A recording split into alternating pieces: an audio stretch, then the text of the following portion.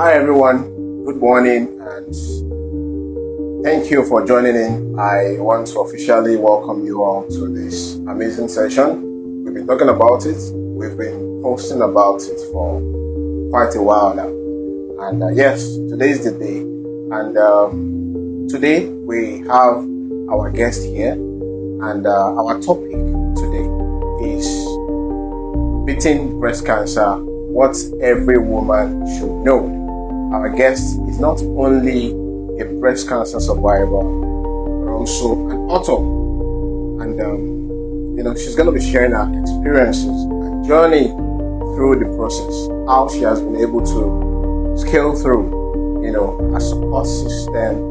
And she's going to tell us exactly and specifically some basic things most women ignore, some signs, women ignore when it comes to breast cancer, or let's even say cancer generally. All right. And then also, how do you support yourself? How do you know what process to take?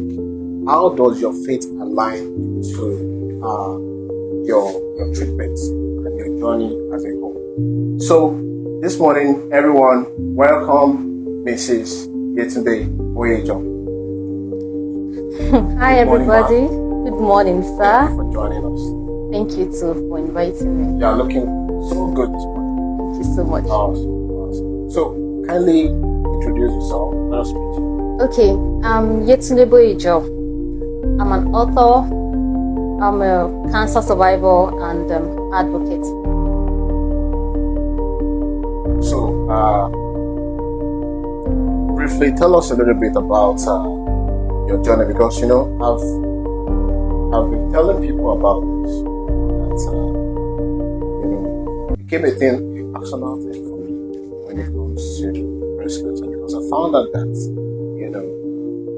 breast cancer, people think breast cancer most times is of old age. All right, That's right. Old people. But today, you see a lot of people in their 20s, early 30s, Even younger. Single, married. He does not even know your marital status. So tell us a little bit about your journey. Okay, so let me start from the very beginning. On the 6th of September 2022, yes, September 2022, I got home that day from work, and my son, it was about 3 then, he said, "Mommy, I want to lie down on your chest." You know how children are when they are that age. "Mommy, I want to lie down on your chest." He was feeling sleepy.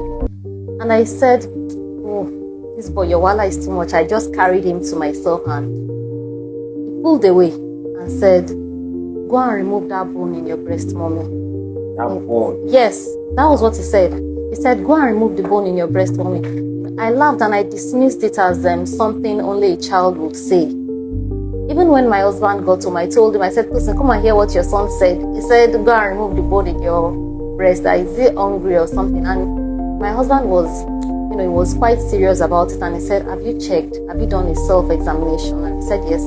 Sometimes, even though I'm not religious with it, but when I'm in the shower or maybe when I'm lying down, I just check.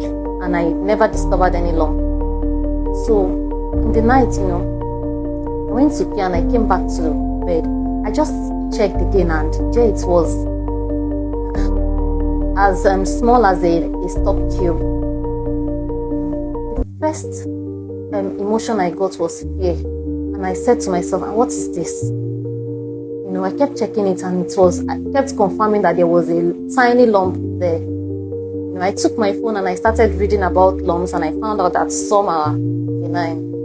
Okay, so incidentally, I work in a government hospital.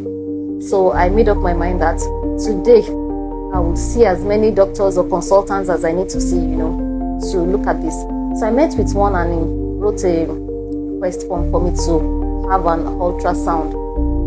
And that was the beginning of the journey.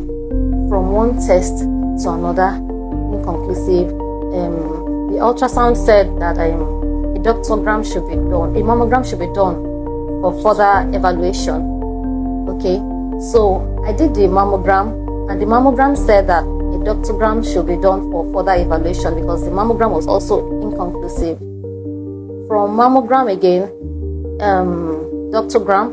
In fact, the doctogram was the first intrusive diagnostic procedure that I had.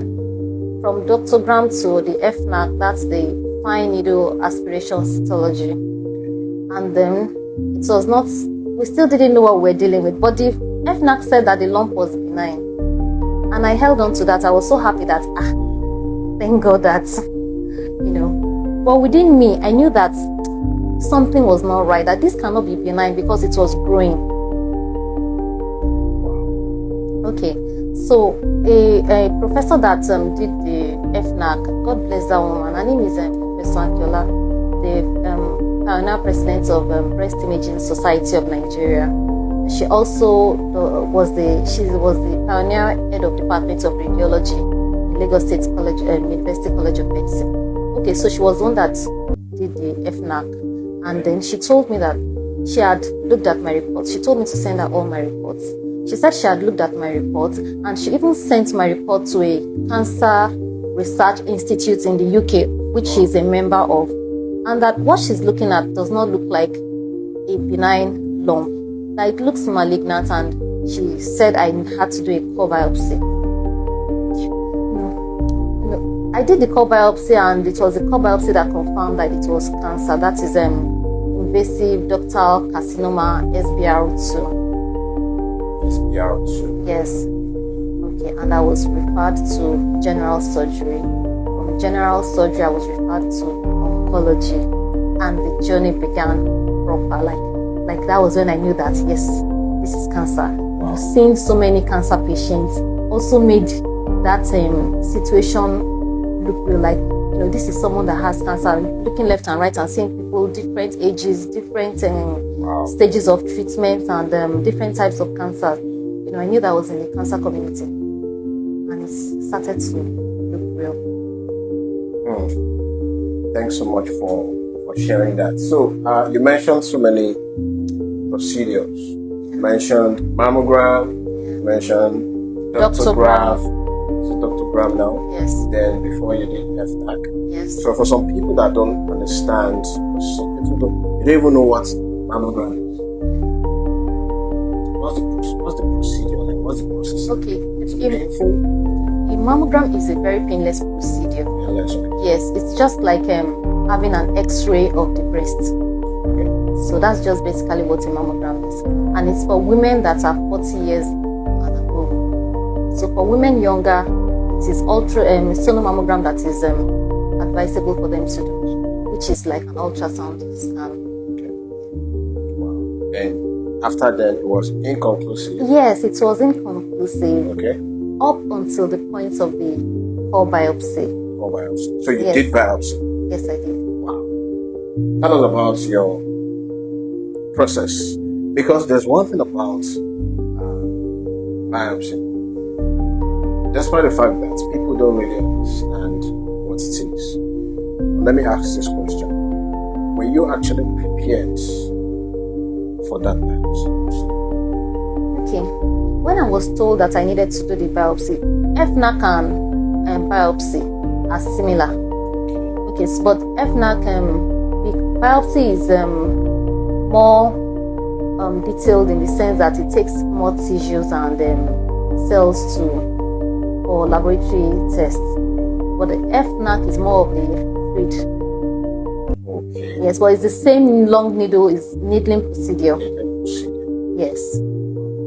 So before I went for the test, I read about it. I asked questions because I like to ask questions. I want to know what the procedure is like. Is it going to be painful for me? Do I need to prepare myself before coming? And I also want to be mentally ready.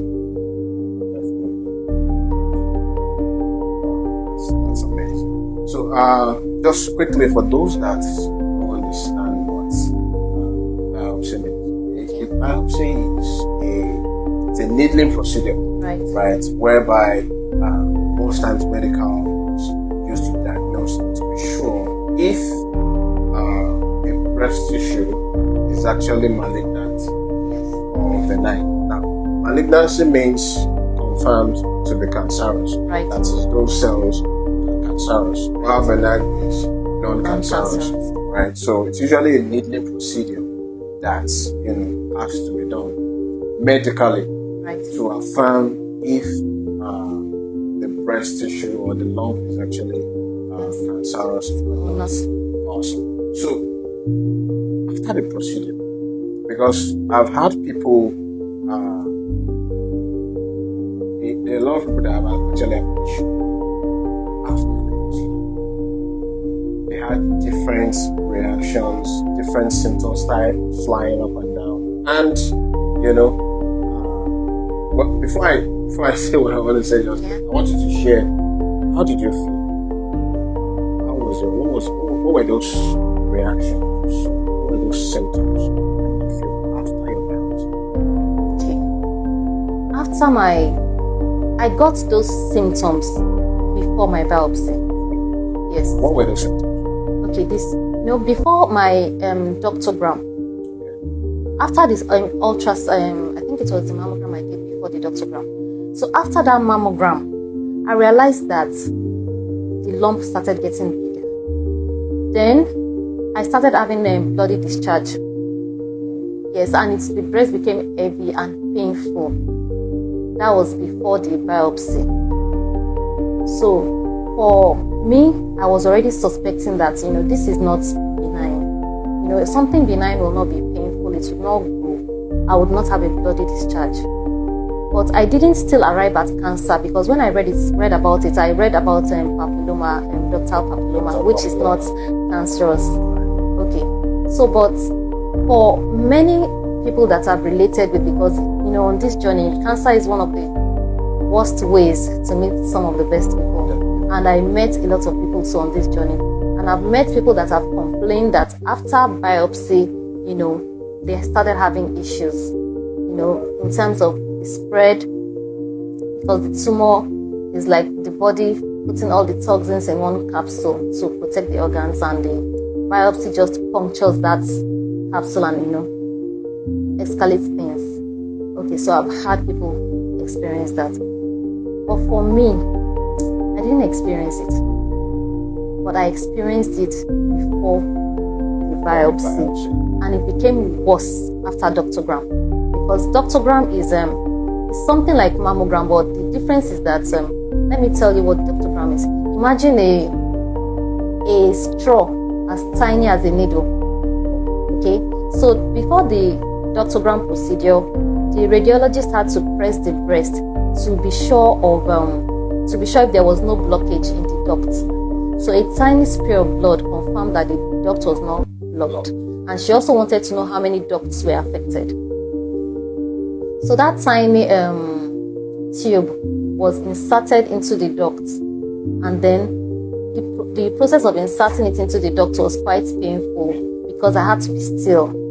And then a contrast dye was injected into the breast, because they had to see, on their imaging tools, they had to see the affected part of the breast. So they know how to target. Yes. So after that time, I think I had fever for some days. I was just throwing up. I was very, very sick. That was before I went for the FNAC. Yes. And after which you now went for core biopsy. the core biopsy. Right. So that means out of all the procedures you went for, Yes. the doctogram Yes. was a bit painful. It was very. Very painful. Yes. And also the biopsy too. Yes. And do you know the biopsy was not even as painful as the doctogram? Did they explain why you had to do the doctogram? They said when I did the mammogram, the result was not conclusive. So on the reports, a doctogram was suggested for further evaluation. So that's why I had to do the doctogram. So the moment you were done with the biopsy, Yes. you went back home, waiting for the feedback. Yes. Definitely. They gave you a date to come and get your The reports. reports. Yes. You went in, Yes.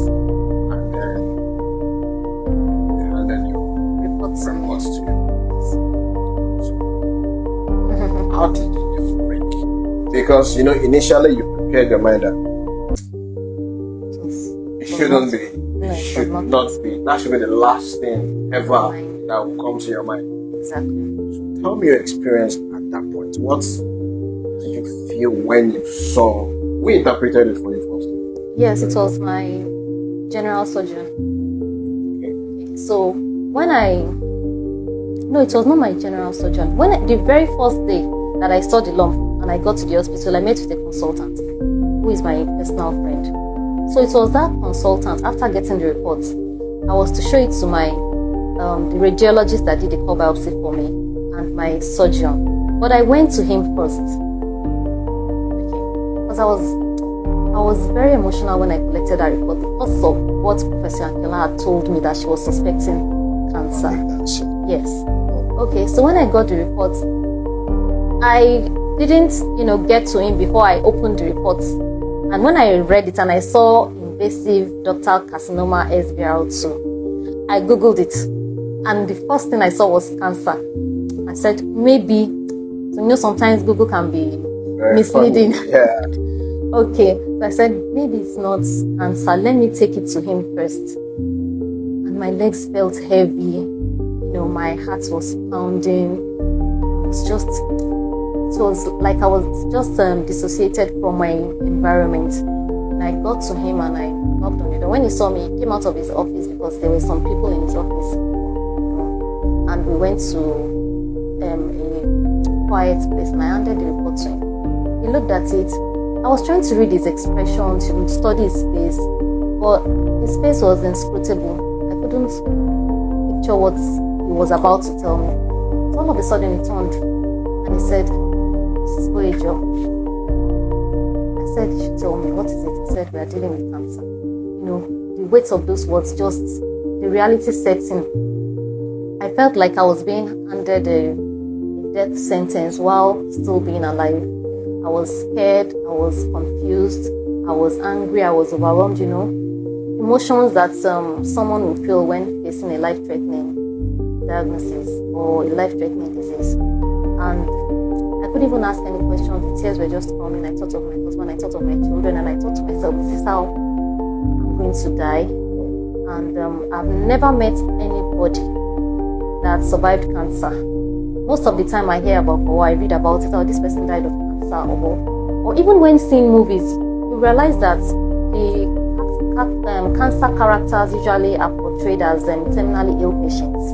When you have seen a movie and they say, this person has cancer, you automatically know that this person is going to die. And the image that comes to mind, the image that came to my mind was someone on the bed, wasting away, hair falling, being fed, maybe with pap, and just looking lean on the bed till death comes. And that was how I pictured myself because I lacked information.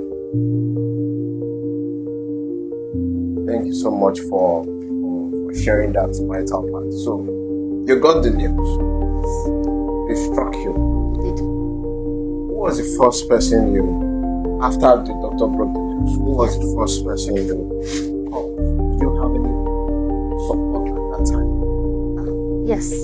The first person I called was my husband. His name is Tosin. Although he likes to tell me that I should call his name in full. Oluwatosin. Okay. So I called him and he said he was dropping everything and coming to meet me, that I should hang in there and I shouldn't let anything bother me, but I was just crying. From there, I went to see Professor Ankela. She was one that did the biopsy for me. And I took it to her and she told me, she asked for my doctor's name. And I told her my general surgeon's name. I said, go and meet her right away and let treatment start. So when I got to general surgery, I was, referred to oncology. That was when my husband came to meet me. And it was as if it was not really. Everything looked so sorry. Like, are we actually talking about cancer? Like, do you know what cancer means? This is not malaria. This is not typhoid. This is something that kills people. Like, I thought of my mom. My mom died before the age of 40. And I started thinking to myself, is this how I'm also going to die? And, a whole lot of emotions came into play. So, I was surprised because he didn't even show me that he was scared. And I didn't know how much I leaned into him for strength. Probably if he had broken down, I would have just, been shattered. Like, yes, death is coming. That's amazing. So what you mean is that part of your journey, one of the things that made your journey a bit smooth, because of course I'm very sure it wasn't that smooth. But what made it a bit smooth was you had a very strong. My support system was solid. When I talk about support system, it came from when that marriage vow that says in sickness and in health.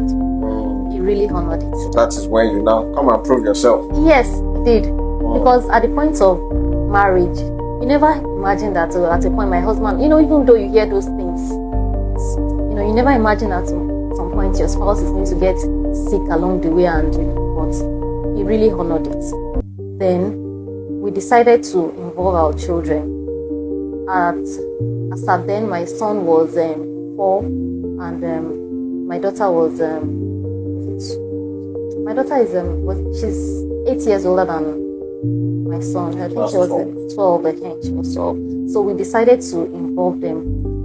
Initially, I didn't want to, but he said yes, it is necessary. And the reason it is necessary is because the older one, she might hear it anywhere that your mother has cancer or cancer kills, to prepare her mind and to let her even be able to also educate other people that cancer is not a death sentence. And then we involved her and discussed my treatment plan with both of them. And in discussing my treatment plan with them, they were able to understand how they can help me in their own way, house or generally, to make things easier for me. That's amazing. Thank you so much for sharing that. So before I ask my next question, I want to talk a little bit about the biopsy. Yeah. Because I have a lot of people reach out to me, and they have this fear. There's this fear, actually. In fact, most of the time, as a natural man, I don't recommend people starting their journey or their process with biopsy. Why? Because at that time, you've not understood your body terrain. You don't even know what is going on. You don't know how strong your system is at that time. And trust me, most people system are actually already compromised. The anatomical structure might be good, you might be looking good. Physiologically, deep down, some things are already going on, breaking the immune system, which is why it's very important to, when we talk about early detection, what are those signs to check up for? Do you understand? So, I've seen people, that was why I asked you the question. I asked you almost twice, that, how did you feel?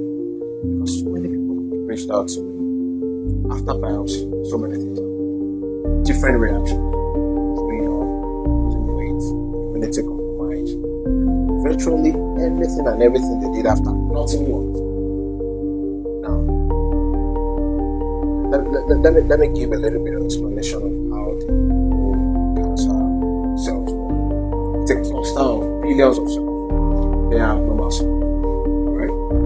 So you introduce a foreign needle. Yes. It's just like throwing a stone. You have a swamp of bees clustered together. You now throw a stone. What do you think will happen? Yes. There's going to be a spread, a scatter. Yeah.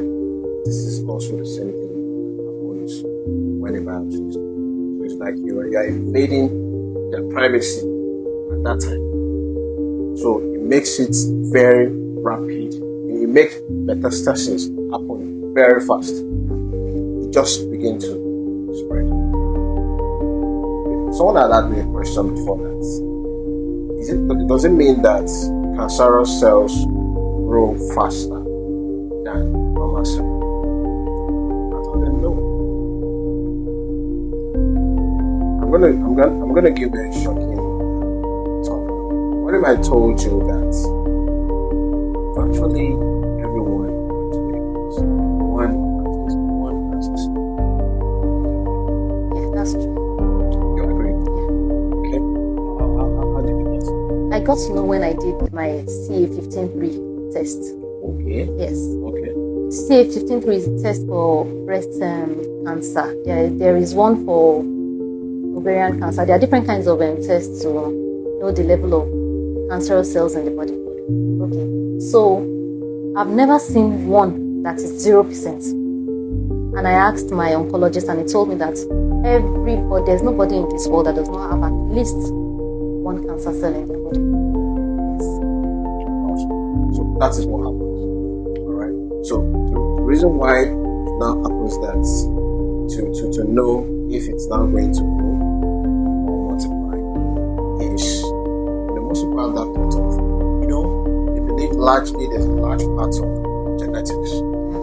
That is probably there's a family history. Research has done that before, but initially mostly genetic. But we found out that we brought a lot of people together, sit them down, ask questions. Do you have anyone in their family that's actually had cancer? Most of them don't. So lots of research were done, and it was found out that while genetics play a part, it's just about 15%. Most parts is mostly metabolic lifestyle. Which brings me to my next question. Before that time, before your son asked you that question, mommy, you have one bone in your chest. Yeah. Did you even see any sign? How was your life before then? In fact, I thought that I was living my healthiest life. No sign. No sign. I felt fine. I was going about my normal activities. There was no sign at all. Nothing.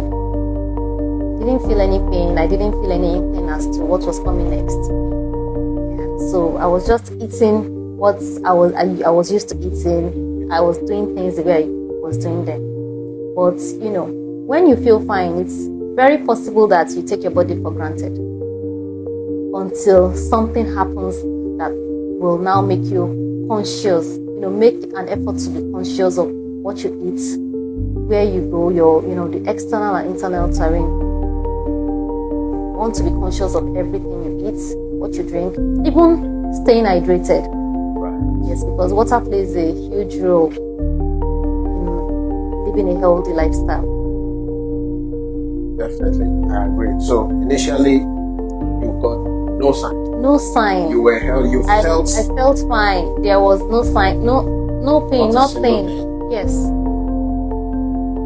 Until that particular.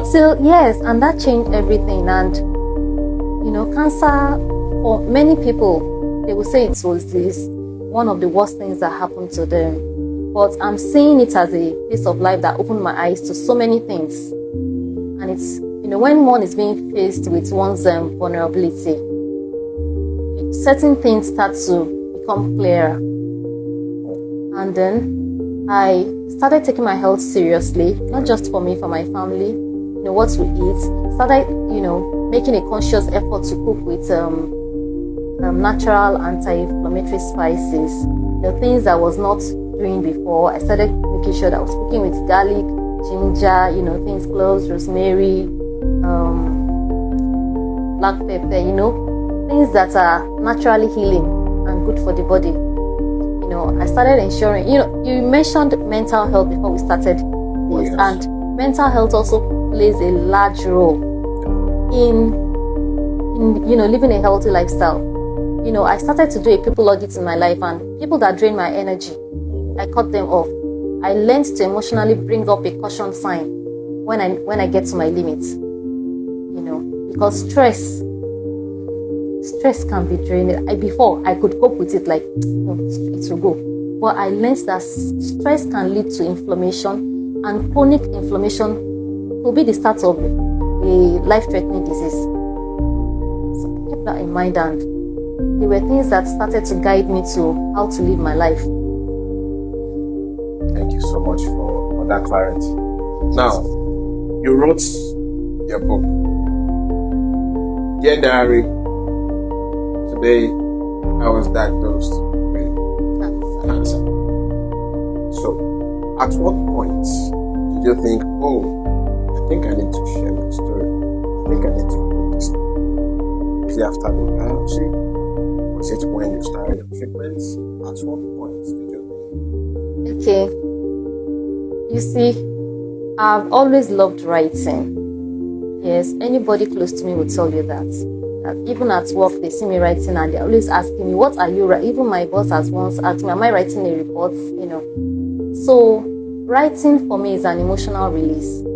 Okay, so the point that you were referring to, that what point did I think of writing this as a book? I was just writing it to journal the day's activities. I was just writing it like keeping a diary. Okay. But the point that I wanted to turn it into a book was when a friend of mine, she's a clinical psychologist, she invited me as a panelist to our second edition of the Lagos Mental Health Color Themed Picnic. So she does that, invites women, we come to share our stories and, bond. But she invited me as a panelist to share my journey and be a beacon of hope to other women. And I went there, just like, being invited, and I went and I shared my story and people came to me and started asking questions. And that was when I had this light bulb moment. Before I continue, I want to say something. Okay, the first book, my first published book titled Secrets. Secrets? Yes, promotes adolescent reproductive health. And the foreword of the book was written by Professor Adetokunbo Fabanwo, who is the current Chief Medical Director of Lagos State University Teaching Hospital. Okay, at the time he wrote it, he was the Director of Clinical Services and Training. Where am I going?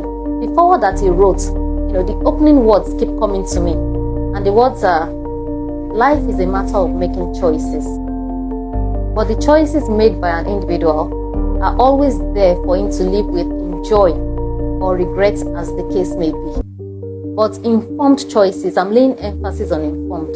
Informed choices are most of the time made with a full understanding of the issues at stake and will most likely be wise choices. So, when those women at the picnic were asking me questions, and I started to think to myself that I can make this a book and people can get informed, people can get information in this book and they will be able to make informed choices. And in that way, I'll be able to contribute my own quota to my society, even doing something that outlives life itself. That's super amazing. So, my next question is this: how did you, after the biopsy, how were you able to prepare yourself? What was the next procedure? Just run us through the next. Okay, so after the biopsy, that's the core biopsy, where it was revealed that it was cancer. I went back to general surgery. So from general surgery, my file was documented and I was referred to oncology. So when I got to oncology, I met with my oncologist and he asked me some questions to assess my readiness for the treatment plan. Okay. Some tests were done because, chemo is very toxic medication. Tell us about it. Okay. So chemotherapy is one of the tools that doctors use to treat cancer. But chemotherapy itself is a strong medication that destroys cancer cells, not just cancer cells in the body, every cell, all the cells in the body. And he asked me several questions. He asked me if I had children, because chemo affects fertility. He asked if I had children or if I was thinking of having more children, and I said I wasn't thinking of having more children. So he drew up a treatment plan for me and we looked at it together, and I asked several questions. What are the possible side effects? When he listed the side effects, I was scared because I thought to myself, this chemo is wicked. How can, in order to get better, one might get sick. Sure. Okay, so I didn't stop there. I met with even other patients that were receiving treatment, chemotherapy. Yes, I discussed with them. I wanted them to share their experiences with me. I wanted to have as much information. This is something I'm going into, head on. And I wanted people that have been there to give me a first-hand experience, not just doctors that would, write the treatment plan that I've never had cancer and I've not gone through that treatment. I wanted to hear from people that have experienced cancer and cancer treatments. Okay, so I went for my test. I did, the test was for them to be sure that my liver, my organs were in good shape to withstand the toxicity of chemotherapy. And I also, the kidneys will filter the chemo, the liver will filter the chemo, and then there were long-term side effects of chemotherapy as well as the short-term side effects of chemotherapy. Okay, so these things I learned from those that were already gone through the process. that were going through the process at that time, and it helped me prepare my mind on what to expect, even when those things started happening to me. Joining a community also helped. Some people might see community as just WhatsApp, but for me it was a lifeline. It meant that in times of isolation, it became a point of connection for me, shared humanity, where I could throw myself at people who have gone through this before me, and they would also share their experience. I could ask one question and 10 people will answer me, and the 10 people that will answer me have gone through that same thing and coped with it in different ways. So I had 10 different ways to cope with the same situation I was going through. And it also afforded me the opportunity to also hold other people's hands on the journey.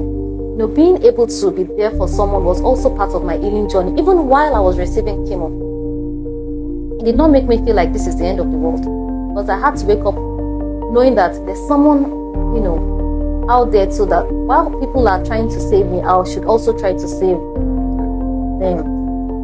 Okay. And I started my treatment at LASUT. I had 3 chemos at LASUT before transferring my treatment to Marcel Root Cancer Center.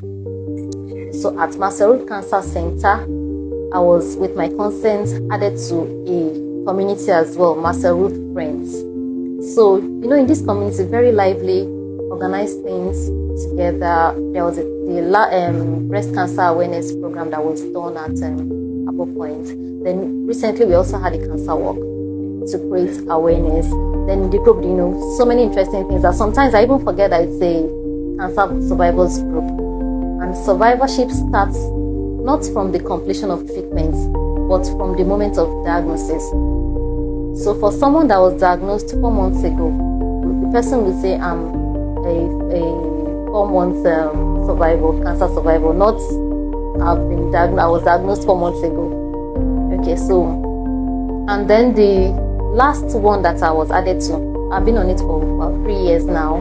It's called Overcomers Group. In fact, the group admin has become a professor. We call her professor because every week she would give lectures, topics, people would ask questions. So I also learned, is that group that I recently, applied. She shared a link in that group, and I clicked the link, and I got a business grant support. So it's not just about cancer. There is networking, there are opportunities. There are so many people that have gone through or are going through what one is going through, and it's easier for them to relate with me or with me with them. Amazing. So what you're basically trying to say is that for someone that, say, has been diagnosed with cancer, a strong community, yes, and support system, yes, is key. It's very important. Part of their Healing journey. Awesome. Now let's still go back to the same chemo. So you started with 3 chemo. Yes. So how many chemos did you take? All through, I took 8. It's true. I was supposed to take 6, but along the line, 2 more were added. So I started with, I completed 3 at LASUT, and I had 5 at Marcel Root Cancer Center. And someone once told me that no 2 chemo experiences are the same, just like pregnancy. I didn't believe until it happened to me. Tell us how. Okay, so each chemo has its own unique set of challenges. Okay, at a point I looked at myself in the mirror and I couldn't recognize. It was like looking at a familiar stranger. I'd lost weight. And for a slim person to tell you that she lost weight, you can imagine. I'd lost weight. I was bald-headed, like egg bald. Even my eyelashes, my eyebrows were gone. Yeah, I was black. Chemo causes people to turn very dark. My tongue was black, my gum was black, my nails were black, my soles and the hands of those ones are even the physical ones. What about the internal, the gastrointestinal issues? Today, watery diarrhea. Tomorrow, bloody constipation. Then the fatigue. There's a difference between being tired and chemo tired. Some people call it cancer fatigue. With fatigue is, I don't even know how to describe it. Just to even get up was extra effort. Normal things that people used to do now started looking like luxury to me. When someone stands up and I'm just looking at the person like, you don't know what God has done for you, that you can just stand up. For me, I would first think about, okay, what I want to go and do. Is this something that is very necessary? Like I'll be debating do I really need to stand up? Because I know that the effort it will take for me to stand up was a serious effort. Okay, and it would make me very tired. Then peripheral neuropathy. Oh my God. Wow. That was another experience. Especially my legs. Feeling those Yes. Hands, and these ones came with pain, especially from the knee down to under to the soles of my feet. Very painful all through the night. My children and my husband, they will stay awake saying sorry, because I'll be crying. I will even beg them to sleep, though they will not be able to sleep, knowing that these children will still go to school the next day. Then the itchy skin. Normally your skin will itch and you scratch it and it's gone. But this one was not even the skin, it was inside the body. When you take chloroquine. This itchy skin had me almost tripping myself naked at public spaces. There was a time I went for a CT scan at Master Root Cancer Center when this thing started. When my husband saw me removing my wig and kicking my shoes off, he knew that that thing had started and he quickly moved close to me. Some nurses came, they held my hands and I started using my teeth to scratch my body until doctors came to hold me. It was that bad. Another time we were in the car when the thing started, the nearest pharmacy because the drugs they gave me were not working. Nothing was working. Antibiotics, different kinds of tests, nothing was working.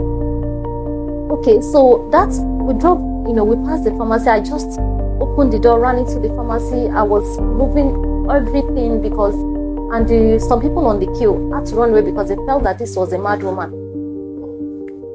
But I told you about the power of joining a community.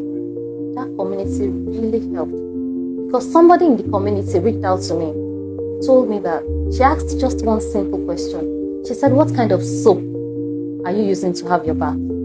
Is it fragrance free?" And I said, "It is not fragrance free." She said, "Change your soap." She even went more than that. She bought the soap for me and sent it to me. And that was the end of the itches. What doctors have been treating for months. You see, so that was it. Till now, no itches. No itching.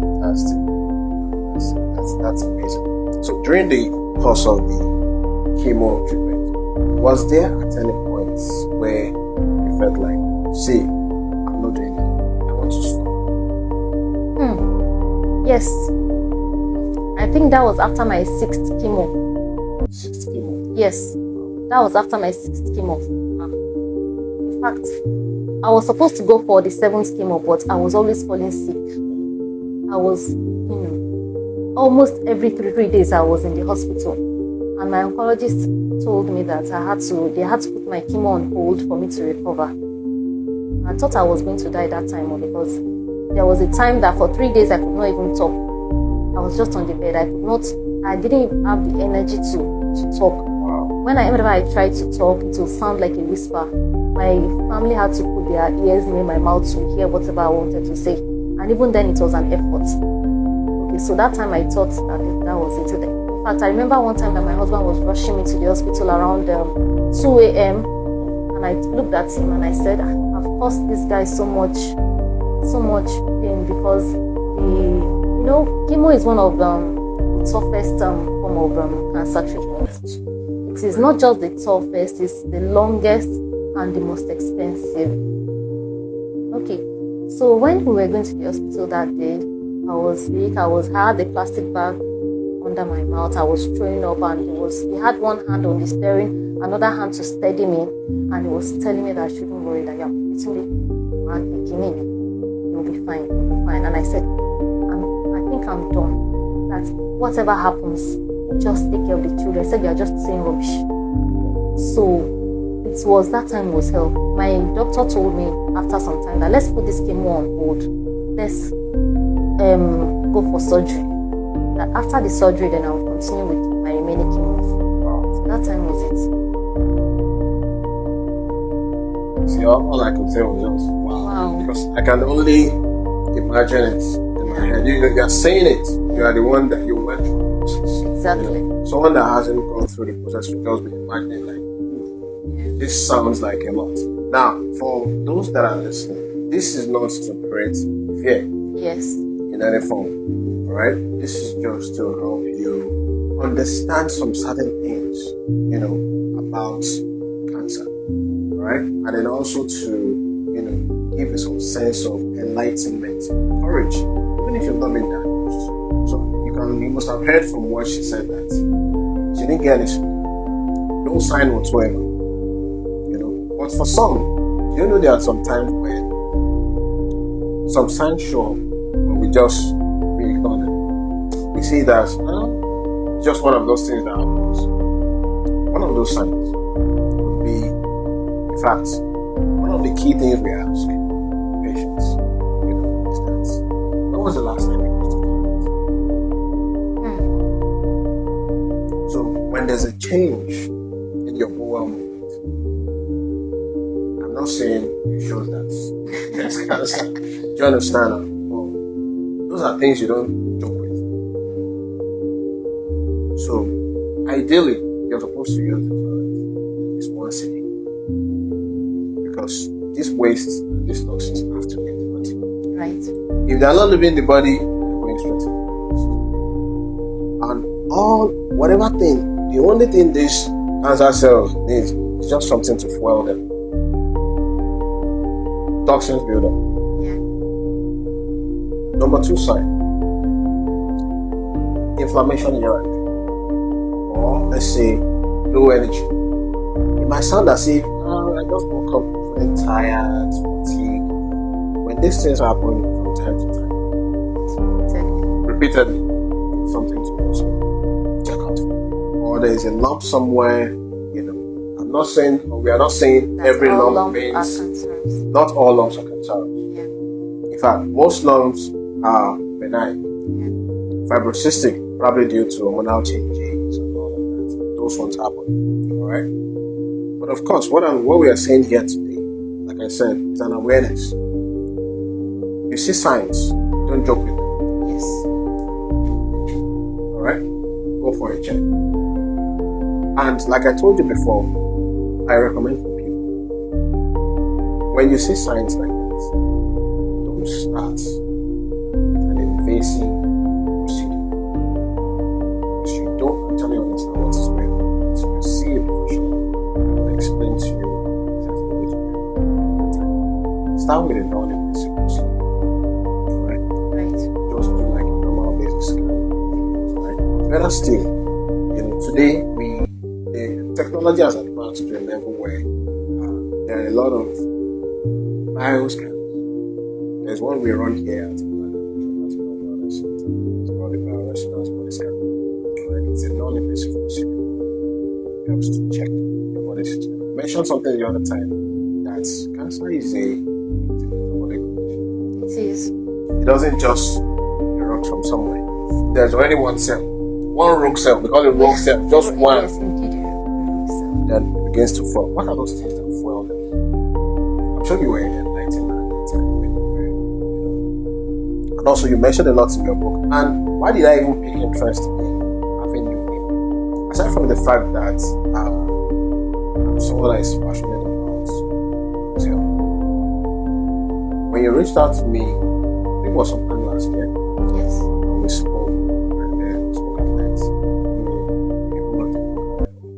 want your journey? Let me have it. I went through it. That book, Dear Diary, today I was that book, I recommend that book to every woman listening here today. Whether you've been diagnosed or you have a family member or something, you should read that. I got emotional. Despite the fact that my schedules were busy, I took out time. Because from each chapter, it kept introducing me, no, I can't skip this. I must read the next chapter. And then the next chapter, and then the next chapter. It was really enlightening. It was really enlightening. I must commend you, despite the fact that you were going through so much pains at that time, you still had the time to write a book. I commend you for that. Thank you. And the last one is purpose rediscovery. So, finding a purpose in life. Two of my very close friends, their deaths really hits me. So she reached out to me and said, Yetunde, I saw something on Facebook, or your Facebook has been hacked. I was scrolling through Facebook and I saw her Facebook page. My friend's name is Tokwe. And I saw her Facebook page and the letters boldly written RIP on her picture. Immediately I called her older sister and I said, what am I seeing on Tokwe's wall? She said, it's true. I said, what is true?